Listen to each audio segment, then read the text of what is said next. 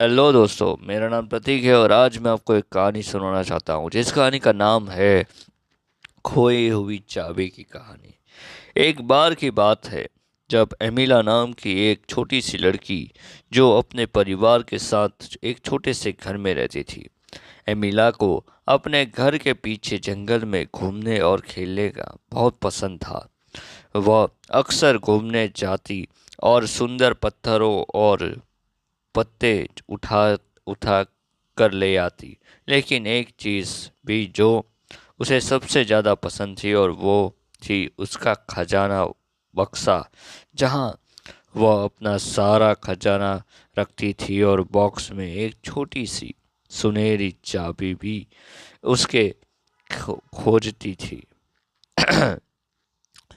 एक दिन खोजबीन के दौरान अमीला को यह एहसास हुआ कि उसने अपनी चाबी खो दी है।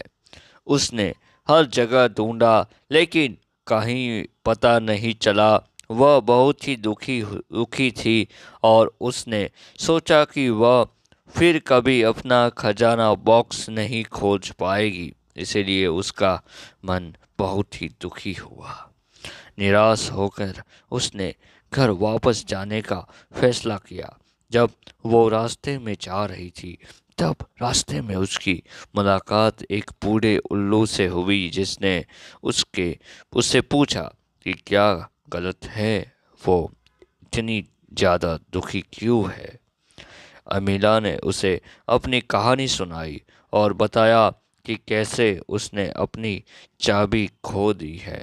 उल्लू ने ध्यान से सुना और फिर कहा कि चिंता मत करो अमीला, मैं तुम्हारी मदद कर सकता हूँ। उल्लू एमिला के साथ जंगल में एक छोटे से तालाब की ओर उड़ गया। उसने उसे ध्यान पानी में देखने को कहा और वह उससे उसने देखा कि उसकी चाबी तालाब के तल पर चमक रही थी। उत्साहित होकर वह अंदर पहुंची और अपनी चाबी वापस ले ली। एमिला बहुत ही खुश हुई और उसने उल्लू को उसकी मदद के लिए धन्यवाद दिया। वह अपने अपने खजाने की डिब्बे की ओर भाग गई और अपने नई नई मिली चाबी के साथ उसने उस खोजा और अपने सभी खजानों को देखकर मुस्कुराई।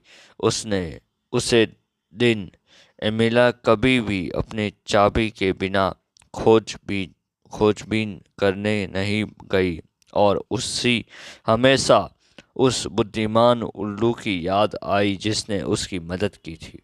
कहानी की सीख। इस कहानी से हमें यह सीख मिलती है कि हमें सब्र से अगर अगर किसी कार्य को किया जाए तो तब उस कार्य में सफलता जरूर मिलती है।